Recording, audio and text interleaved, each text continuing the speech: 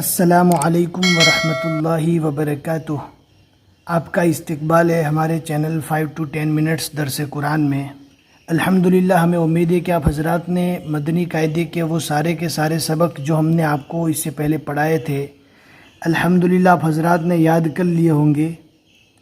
اس سے پہلے ہم نے جو سبق پڑھا تھا وہ نون ساکن اور تنوین کے 4 گرامر کے متعلق تھا، یعنی جہاں پر بھی قرآن پاک پڑھتے ہوئے نون ساکن اور تنوین آئے گی، اس کے بعد تختی کے جو 28 حروف ہے جو ہم نے الفابیٹ تختی میں پڑھ لیے ہیں، الف سے لے کر یا تک 28 حروف میں سے کوئی بھی حرف آئے گا تو وہاں پر نون ساکن اور تنوین کے 4 گرامر میں سے ایک گرامر ضرور ہوگا۔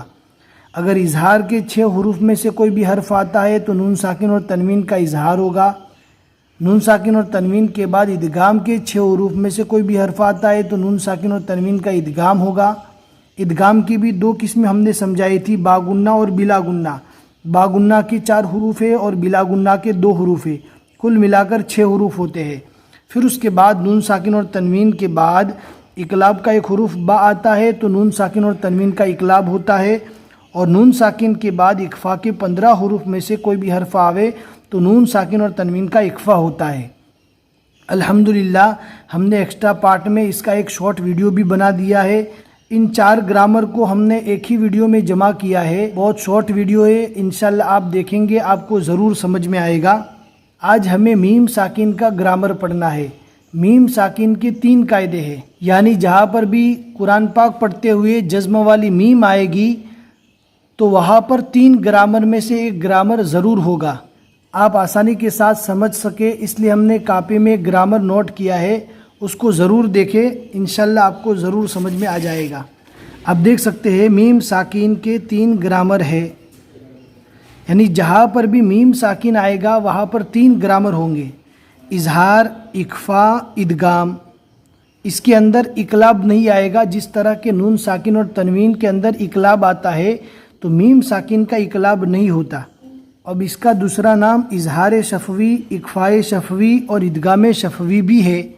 کل الفابیٹ 30 ہے، لیکن 2 یا کو 1 گنا جاوے اور الف اور حمزہ کو 1 گنا جاوے تو یہ کل 28 حروف ہوتے ہیں۔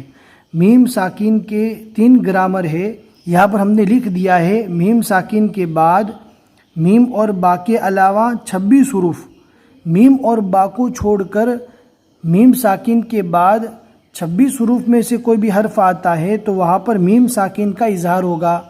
میم ساکن کے اظہار میں میم ساکن کو ظاہر کر کے پڑھنا ہے، یہاں پر جزم والی میم ہے، میم ساکن کو ظاہر کر کے پڑھنا ہے، جیسے ہم نے مثال نیچے لکھ دی ہے، ہم فیہا۔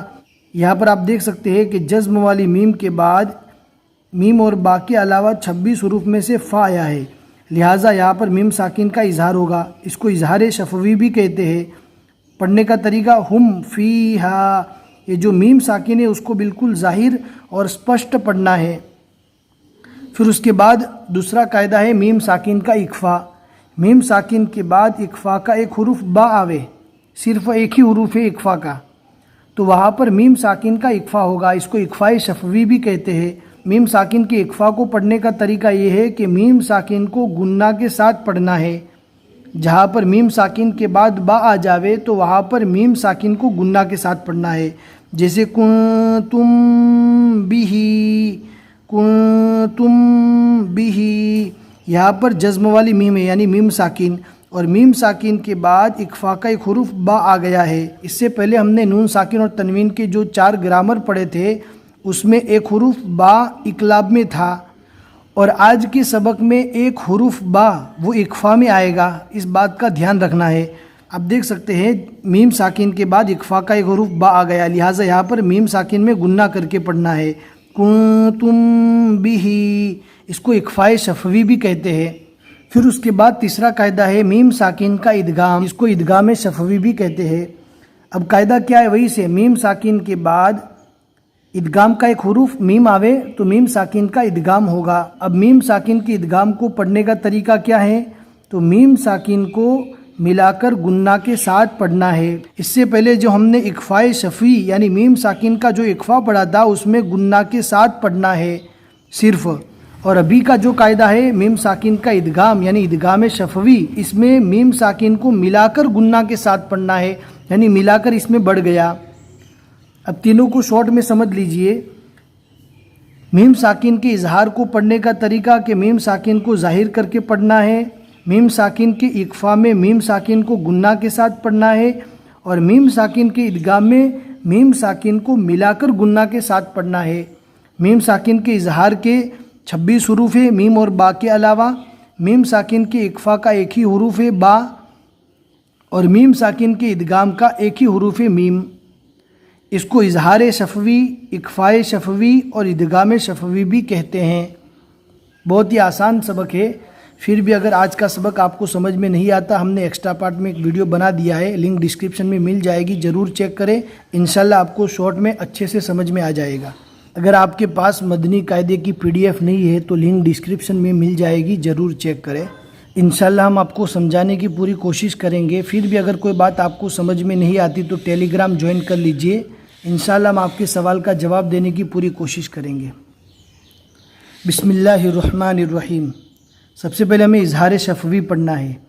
ہم فیہا، آپ دیکھ سکتے ہیں میم ساکن کے بعد میم اور با کے علاوہ 26 حروف میں سے فا آیا ہے، لہٰذا یہاں پر اظہار شفوی ہوگا۔ اظہار شفوی میں میم ساکن کو ظاہر کر کے پڑھنا ہے۔ ہم فیہا الم ترو، یہاں پر بھی میم ساکن کے بعد میم اور با کے علاوہ 26 حروف میں سے تا ہے، لہٰذا میم ساکن کو ظاہر کر کے پڑھنا ہے۔ لہم طعام، اس سے پہلے ہم نے جو 4 گرامر پڑھے تھے وہ نون ساکن اور تنوین کے متعلق تھے، اور آج کا جو سبق ہے وہ پورا کا پورا میم ساکن کے گرامر کے متعلق ہے، یعنی جہاں پر بھی میم ساکن آئے گی وہاں پر ان 3 قاعدوں میں سے ایک قاعدہ ضرور ہوگا۔ میم اور با کے علاوہ 26 حروف میں سے کوئی بھی حرف ہے تو میم ساکن کا اظہار ہوگا، اور اگر میم ساکن کے بعد ایک حروف با ہے تو میم ساکن کا اخفاء ہوگا، اور اگر میم ساکن کے بعد دوسری میم آ جاوے تو میم ساکن کا ادغام ہوگا۔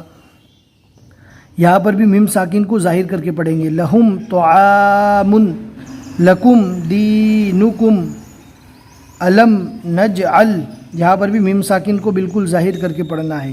لم یلبسو، یہاں پر بھی میم ساکن کے بعد میم اور با کے علاوہ 26 حروف میں سے یا آ گیا ہے، لہٰذا یہاں پر بھی میم ساکن کو ظاہر کر کے پڑھیں گے۔ لم یلبسو۔ اب آگے ہم پڑھیں گے میم ساکن کا اخفاء، جس کو اخفاء شفوی بھی کہتے ہیں، یعنی میم ساکن کے بعد اگر با آتا ہے تو میم ساکن کا اخفاء ہوگا۔ کنتم بہ، اخفاء شفوی کا پڑھنے کا طریقہ یہ ہے کہ میم ساکن کو گنہ کے ساتھ پڑھنا ہے۔ کنتم بہ ربہم بہم، آپ دیکھ سکتے ہیں میم ساکن کے بعد اخفاء شفوی کا ایک حروف با آ گیا، لہٰذا یہاں پر میم ساکن کو گنہ کے ساتھ پڑھنا ہے۔ علیکم بما، میم ساکن میں گنہ کرنا ہے۔ بعضکم بعضا، یہاں پر بھی میم ساکن کو گنہ کے ساتھ پڑھنا ہے۔ فبشرہم بعذاب، یہاں پر بھی میم ساکن کے بعد اخفاء شفوی کا ایک حروف با آ گیا، لہٰذا یہاں پر میم ساکن کا اخفاء ہوگا، یعنی میم ساکن کو گنہ کے ساتھ پڑھیں گے۔ اب آگے جو پڑھنا ہے وہ ادغام شفوی ہے، یہ بھی بہت آسان ہے۔ میم ساکن کے بعد اگر دوسری میم آ جاتی ہے تو وہاں پر میم ساکن کا ادغام ہوگا۔ ادغام شفوی کے پڑھنے کا طریقہ ہے کہ میم ساکن کو ملا کر گنہ کے ساتھ پڑھنا ہے۔ وآمنہم من، اتاہم من، یہاں پر میم ساکن کے بعد دوسری میم آ گئی، لہٰذا میم ساکن کو ملا کر گنہ کے ساتھ پڑھیں گے۔ اتاہم من، اطعمہم من، یہاں پر جو پہلا میم ہے وہ سائلنٹ رہے گا، اس کو نہیں پڑھا جاتا۔ اطعمہم من، بہت ہی آسان ہے، انشاءاللہ ہم اسٹیپ بائی اسٹیپ آگے پڑھتے رہیں گے، ہمارے ساتھ جڑے رہیں، انشاءاللہ آپ جلد قرآن پاک پڑھنا سیکھ لیں گے۔ بس آج کے لیے اتنا ہی سبق۔ السلام علیکم ورحمۃ اللہ وبرکاتہ۔